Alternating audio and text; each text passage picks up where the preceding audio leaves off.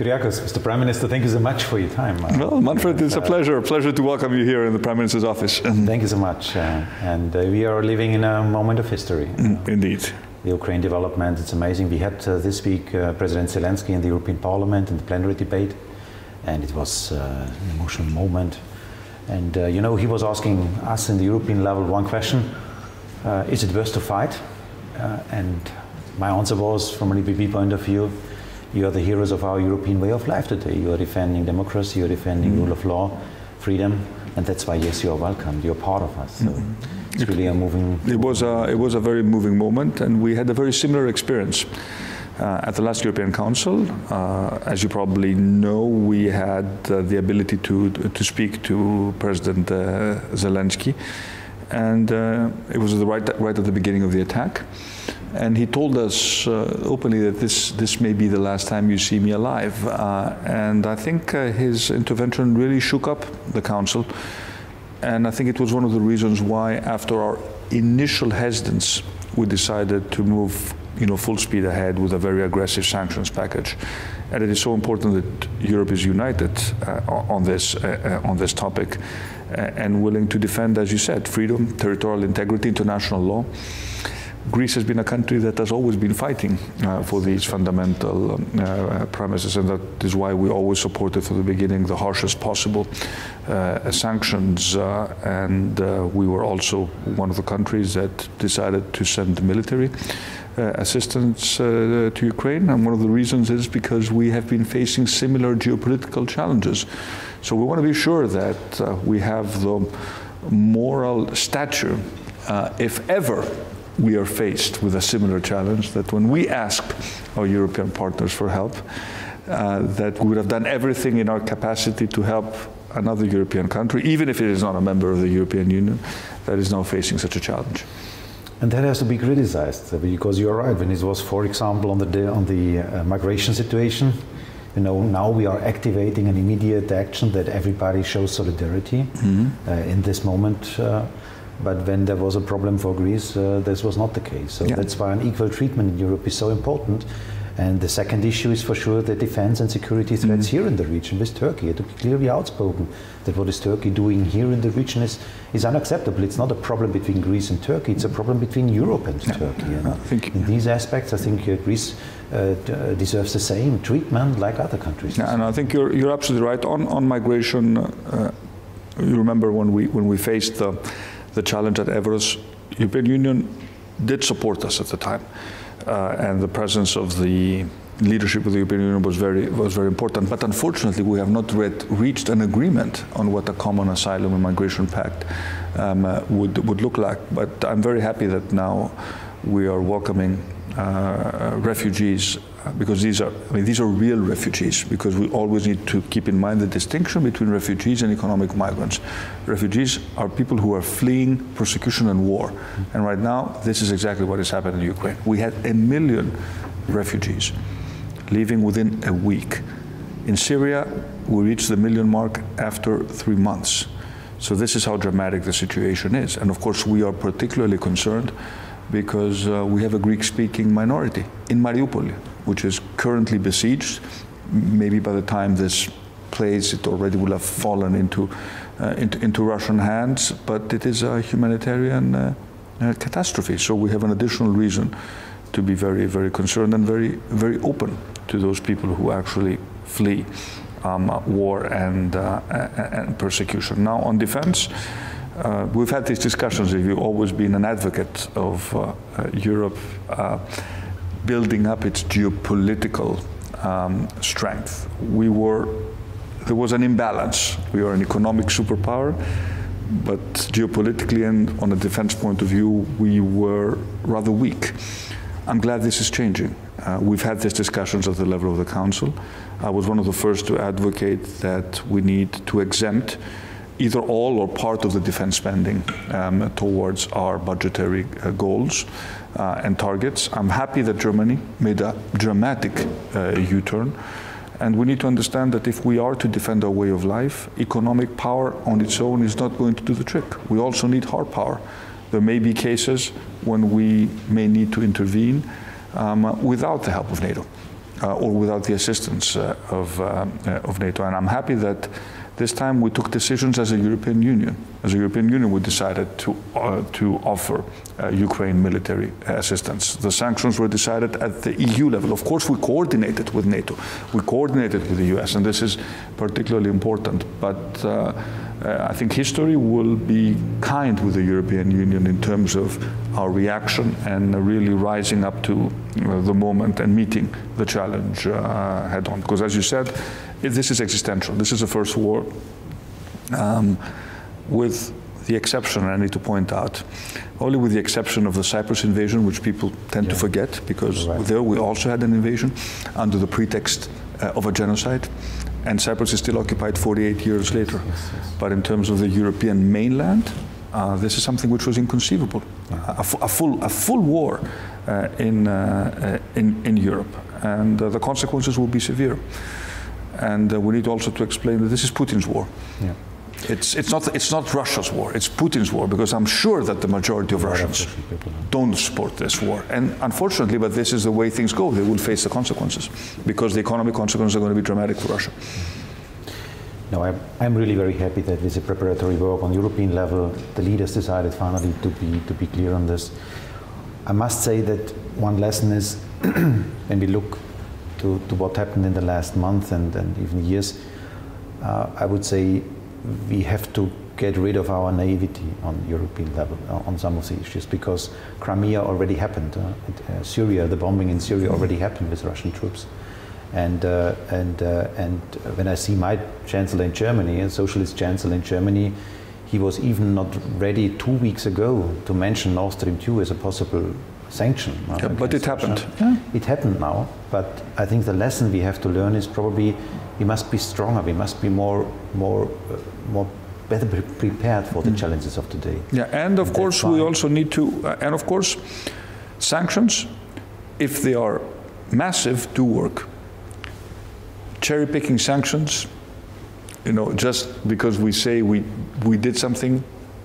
So if we are to use this tool, it has to be, we have to go all in. And of course, the other important thing, which I'm sure is being noticed by other leaders in the broader area, is that this is no longer the time for revisionism and for challenging, treaties and for projecting neo-imperial aspirations.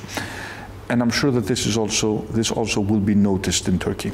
I'm looking, I've always said that I'm always open to meet with President Erdogan.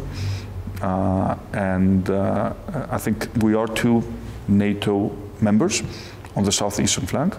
This is no time to raise tensions and to project completely unsubstantiated claims and ambitions. And I'm sure that this is something that the Turkish leadership will realize. It's a test for us, and that's why also for the Turkish question, you're right. Tell me, because we do this format of these talks in the consideration of the Conference for Future of Europe, so more this long-term perspective. We assess this moment now, a moment of history, of a wake-up call for us as Europeans. The Ukrainians are today the heroes of the European way of life. They defend what we also stand for.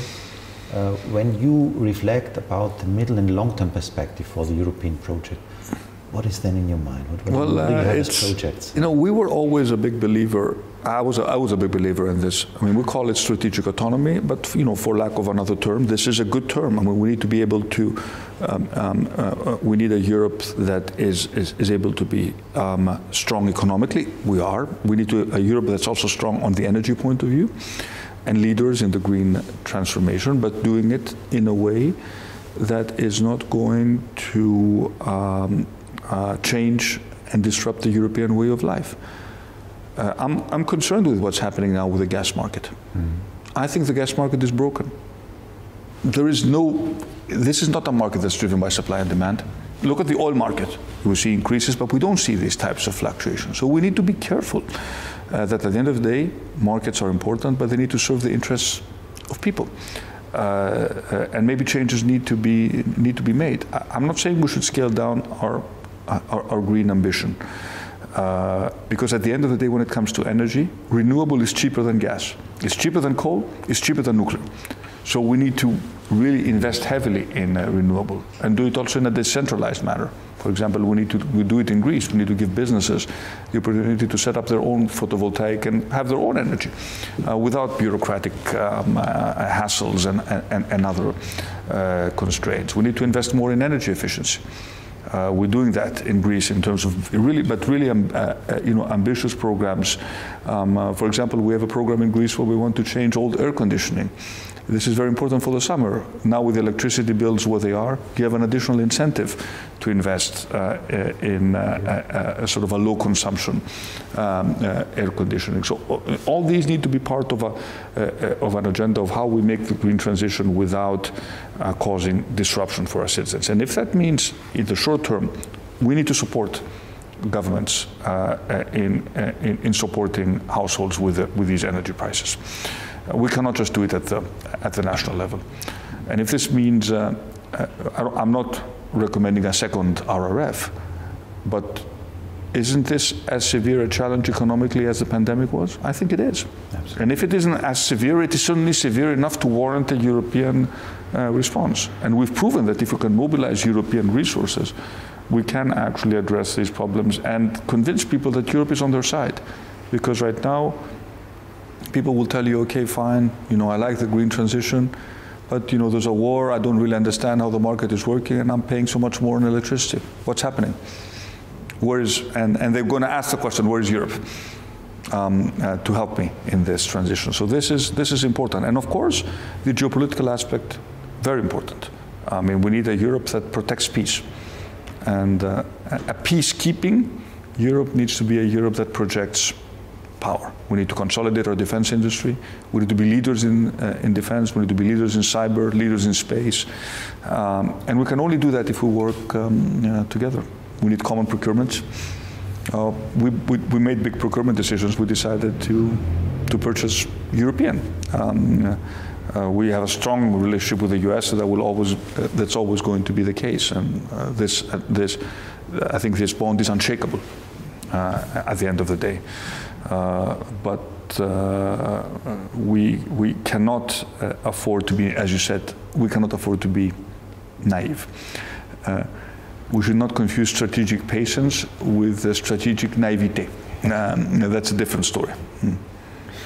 That is great, and that is also covering some initiatives that EPP is standing for, that we as party. Is Ursula von der Leyen, now Fit for 55, a strong initiative in this field, and we should be motivated by the energy developments to go this line. And on the other hand, also the question of strategic autonomy with the chips technology. So there is a lot. Yeah, and now we talk about energy. But when we talk about chips, we even need to talk about food. Yeah, exactly. We're not advocating a closed world or return to the mercantile principles. We like trade, and we want to trade. We're an open. But there are sectors where we need to understand if we are dependent on countries that may cause us, difficulties in the future. We cannot afford to be blackmailed, and we will not be blackmailed. We're not even being blackmailed by Russia now, even if Russia thinks they can blackmail us. But we need to cushion the blow, because we can tell people that this is very important. What's happening in Ukraine is very important for democracy, for everyone. And of course, we in Greece may understand it more than others. Our Eastern European countries understand it more than maybe other countries. But at the end of the day, it affects everyone in a European family. And what comes also to my mind when we speak about future of Europe, one element of the political field is autonomy question. Also defense and foreign affairs to be really on the global stage present and impactful. But to achieve all these things, we also have to discuss about identity in Europe, because people must feel that my formulation was always proud to be a Bavarian. I'm a German from my national background, but I'm European. And this thinking in being a European, I called it in my speech after Zelensky the Kyiv moment of the European Union. We experience what it means to be a European. And you have in Athens, in Lisbon, in Dublin, in Riga, the same emotions currently among the citizens. So that reminds us about this unity in the identity of the European Union, of the European way of life, how we call it. And it's, as you're right to point out, we all share these sort of essentially multiple identities. I also come from Crete. Obviously, I'm a very proud Greek, but I'm also a proud European. And these identities need to they need to coexist in a way that the one is not competing with the other. And we can be both. You can be both Bavarian, German, and European. I can both be Cretan, Greek, and European, provided we understand that being part of this larger family is not just economically important. There's something more to Europe than just being the recipient of EU funds. Yes, this European way of life is, at the end of the day, it is about the way we organize our societies. It is about democracy. It is about human rights. It's about tolerance. It's about openness to those who are in real need. And this is something which makes our continent very, very unique. It's almost as if Europe is one of these places where if you land in Europe and you wouldn't know that, nobody would have told you that you're in Europe, you would immediately know that you're in Europe. There's something about it that makes us, very proud to be part of the European family, and of course, to make sure that the European project is relevant to those who want to become members of it, because Ukraine is obviously one case. Let's don't forget the Western Balkans, which is another area where Russia could easily decide to use its leverage to create instability. And having this in mind, I think the game changer of the Ukraine invasion is also changing a lot of policy areas. You spoke about energy, but also enlargement. When we speak about Western Balkan, it was perceived in the last years and months mainly as an economic thing, to enlarge, to have single market there and to have growth there. Today, after invasion of Ukraine, it's obviously enlargement is obviously also a security question, stability and security. And it was a security question. I mean, for us who are part of the region, it was always a security question, because if we're not there, then the vacuum is going to, there are other powers which are very interested in being. That means for France, when you speak about Albania, for example, for Germany, when we speak about Serbia and these things, then it needs the will to go to be clear on this. Yes, but also the will of the countries to make the extra step. Absolutely. And to fully commit. Absolutely. Because what we see now in Ukraine is a commitment. Yes. We need to see a similar level of commitment, because it's we know it's not an easy process to reach the point where you can become a member of the European family, but it is. It is so beneficial. I mean, the cost benefits once you get there, provided we are honest. And we need to tell the Western Balkans, we need to tell Ukraine, let me rephrase, a democratic Ukraine, because I do not know how this story will end up playing out, that at the end of the day, yes, this is real. This is not just something which it's like, Sisyphus, where you go up and then you come down and then you have to go up and you never reach your target. And in this regard, on the enlargement, the big elephant in the room is also Turkey, I have to say, because, my private and I think a lot of colleagues in the EPP group are sharing this point. My position is that Turkey cannot join the European Union. They cannot become member. And I think it's now time, after this process of creating disappointments on both sides on the enlargement talks, and we have now blocked everything. It's blocked. To be honest to each other, to say the truth. You can have a strong access to the single market. You can be a partner for us, but full enlargement will not work. And there we need more honesty and more clarity in this. It's in this enlargement process. I think a lot of people would support Western Balkans to join the European Union. They are European. That's when you look on the map, it's obvious. That's clear. But the region to the Iraq, the Kurdish region to Iraq, is not Europe, and that's what people. No, what I'm going to say is that we certainly need a reset in our relationship with Turkey, and Turkey is not making it easier now for this discussion to happen, to see if there is a win-win formula for both. But I do hope that the Ukrainian crisis is going to serve as a wake-up call for, I think, for everyone, understanding that this idea that you can project hard power and expect to get your way with impunity, it's history. If Russia could not do it and suffers these consequences, certainly smaller countries don't have the possibility of doing this. And I'm so happy that we stood up as Europeans to this blatant act of aggression. Finally, probably when we speak about the future of Europe, then it's also the functioning of the European Union in the question on the table. I'm a member of Parliament. I have the honor to lead our political family in the European Parliament. And there we have a lot of power. Parliament is functioning when we speak about legislation and budget. But still people don't perceive that they have a strong say in the future of Europe. They can decide about their prime minister. They have a clear understanding about the national democracy.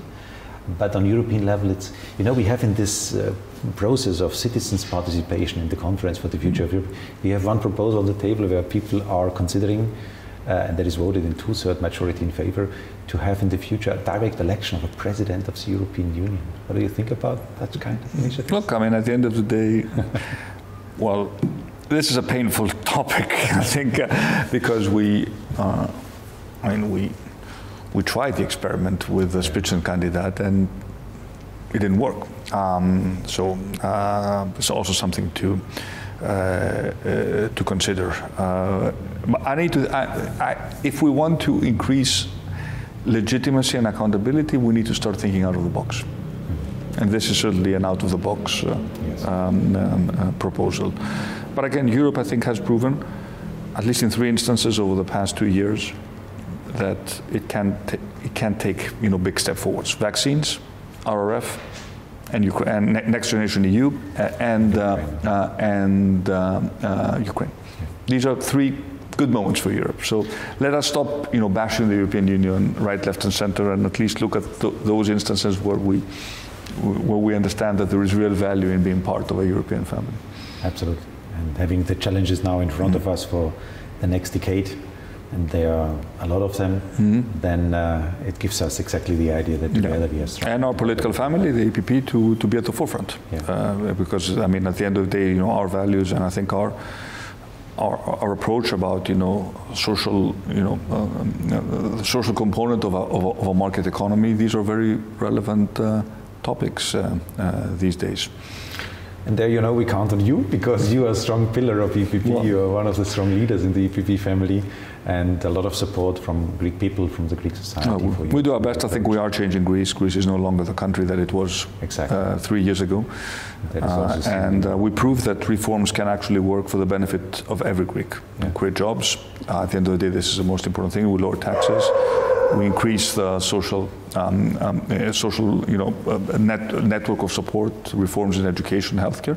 But at the same time, we don't forget defense, foreign policy, and migration. So I think you can turn these into a consistent policy. And to give the proof that EPP leadership finally delivers to the interests of the citizens of our citizens in daily life. Thank you so much. Thank you. Thank you. Pleasure to have you. For having me here. Thank you. Pleasure to have you here.